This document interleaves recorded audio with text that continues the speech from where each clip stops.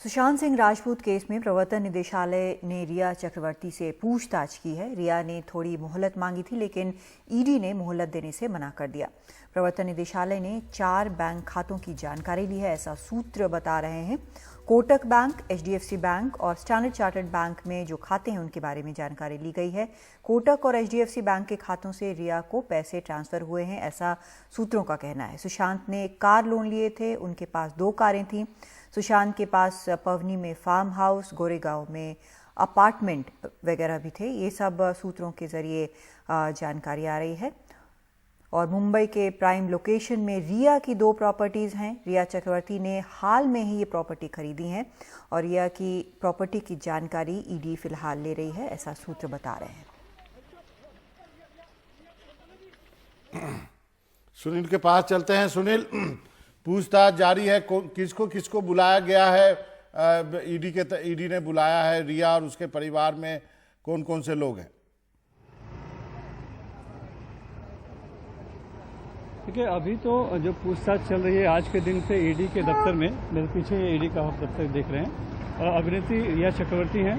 उनके साथ उनके पिता इंद्रजीत चक्रवर्ती और भाई शौविक चक्रवर्ती भी आए थे, लेकिन कुछ देर पहले ही भाई जो है शौविक चक्रवर्ती यहाँ से बाहर निकले हैं। रिया चक्रवर्ती अभी अंदर हैं और उनसे पूछताछ चल रही है। इसके अलावा आज श्रुति मोदी जो पूर्व मैनेजर थी सुशांत की, उनको भी यहाँ पर बुलाया गया है, उनसे भी पूछताछ चल रही है।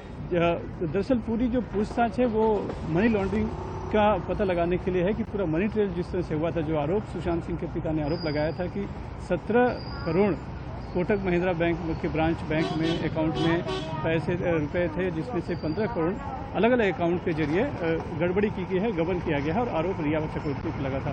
तो उसी संदर्भ में ये पीएमएलए के तहत मामला बनाकर जांच कर रही है ईडी। और बेसिकली आज जो बुलाने का उनका अर्थ वो ये है कि रिया का आय का स्रोत क्या है वो उनसे पूछा जा रहा है। उन्होंने जो इनकम रिटर्न भरा था अपना, उसके बारे में जानकारी मिल जा रही है। जो उनको प्रॉपर्टी है, संपत्ति जो पता चली है मुंबई में, वो आखिर कहाँ से लिए गए, उसके लिए कैसे कहाँ से पैसे आए, उसके दस्तावेज, उसके एग्रीमेंट की कॉपी वो मंगाई जा रही है।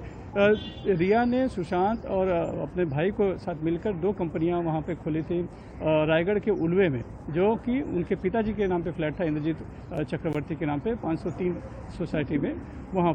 तो वो संदर्भ में भी जानकारी मंगाई जा रही है कि कंपनी का क्या उद्देश्य रहा। एक विविड रियल्टी प्राइवेट लिमिटेड था और एक फ्रंट इंडिया फाउंडेशन करके 2 कंपनियां खुली थी, तो उनके संबंध में ही पूरी जानकारी मंगाई जा रही है। तो कुछ तरह से क्या कुछ यहाँ पर मनी लॉन्ड्रिंग हुई है इस पूरे मामले में, इस एंगल को खंगाल रही है ईडी और उसी संदर्भ में लगातार पूछताछ कर रही है। सबसे पहले सुशांत के सीए संदीप श्रीधर से पूछताछ हो चुकी है। उसके बाद रिया के भी सीईओ को बुलाया गया था, लेकिन पता चला है कि वो आए नहीं। और कल जो है सैमुअल, जो कि केयर टेकर थे सुशांत के, लेकिन जो मित्र हैं और जो वहाँ पर रखे गए थे, रिकमेंड किए गए थे, वो रिया की तरफ से रखे गए थे। सैमुअल मिरांडा जो सबसे प्रमुख नाम उभर कर सामने आ रहा है। आपने सुना होगा कि जब डीसीपी जोन परमजीत सिंह दहिया थे और 25 फरवरी को जब उनको बताया गया था कि सुशांत की जान खतरे में है और रिया चक्रवर्ती और सैमुअल मिरांडा को से पूछताछ की जाए तो बहुत कुछ निकल सकता है। ओपी सिंह जो सुशांत के जीजा हैं, जो आईपीएस हैं, उनके जरिए जो मैसेज आया था उसमें भी मिरांडा का जिक्र था। तो उस मिरांडा से भी 2 बार यहाँ पर पूछताछ हो चुकी है। और जो संपत्तियाँ हैं, कुछ बताया जा रहा है कि कुछ संपत्ति उनके नाम पर भी ली गई हैं। तो क्या इसमें बेनामी वाला भी जो है कि इस तरह से मनी लॉन्ड्रिंग की गई है, सुशांत के पैसों का इस्तेमाल किया गया है, वो सब जानकारियाँ इकट्ठा करने की फिलहाल यहाँ पर कोशिश है।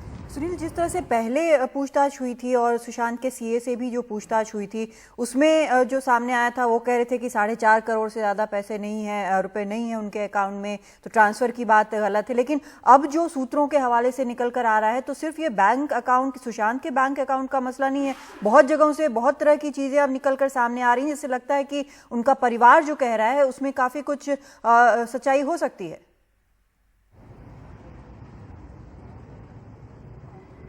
देखिए, सवाल तो है ही और ये जांच का विषय भी है, क्योंकि परिवार ने अगर आरोप लगाया है कि 17 करोड़ थे और 15 करोड़ का कहीं ना कहीं हेराफेरी हुई है, गड़बड़ी हुई है, तो स्वाभाविक तौर पर उन्होंने उसको कहीं देखा होगा, जांचा होगा, किसी आर्थिक जानकार से जानकारी ली होगी, तभी इतना बड़ा आरोप लगाएंगे।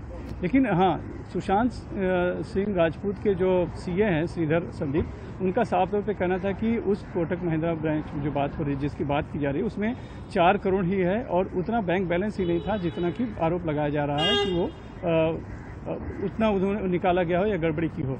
जब मेरी उनसे बात हुई थी, मैंने भी उनसे पूछा तो उन्होंने साफ तौर पर कहा था कि कुछ जो भी अकाउंट में गए हैं वो सब देनदारी है या जिस तरह से काम करवाए गए उनके पैसे दिए गए हैं। ऐसा कोई भी नहीं है कि फर्जी नाम या बेनामी बनाकर इस तरह से अकाउंट खोले गए हैं या लिए गए हैं।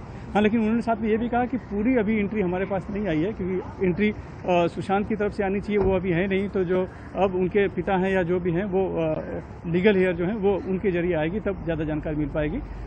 तो वो उन्होंने एक चीज़ तो छोड़ दिया था कि कुछ अधूरा है उसके तहत। अब उस अधूरे में क्या ये पूरा भरा हुआ है, ये देखना होगा। और इसी की जांच जो चल रही है, ईडी क्या निकाल पाती है, खंगाल पाती है और कितना ठोस सबूत जमा कर पाती है मनी लॉन्ड्रिंग के तहत, वो एक बड़ा सवाल है।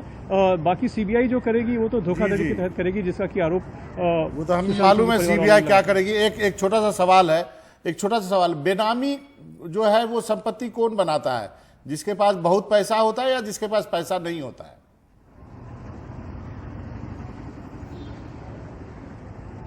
देखिए, बेनामी संपत्ति तो वही बनाएगा जिसके पास बहुत पैसा है या आय का स्रोत ऐसा है जिसे वो दिखा नहीं सकता अपने नाम पे, तो किसी और के नाम पे लेगा और उसको फिर संपत्ति के तौर पर बनाएगा।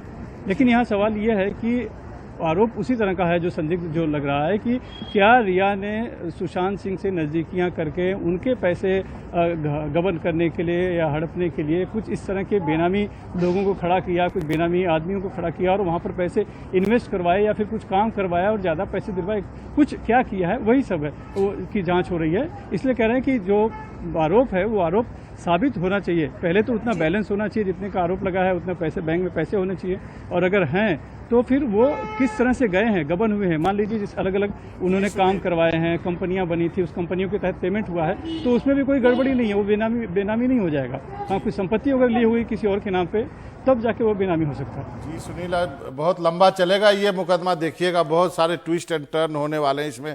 आपका बहुत बहुत शुक्रिया, लगे रहिए, बहुत चीज़ आपको हाथ लगने वाली है इस मुकदमे में, कई परतें खुलने वाली।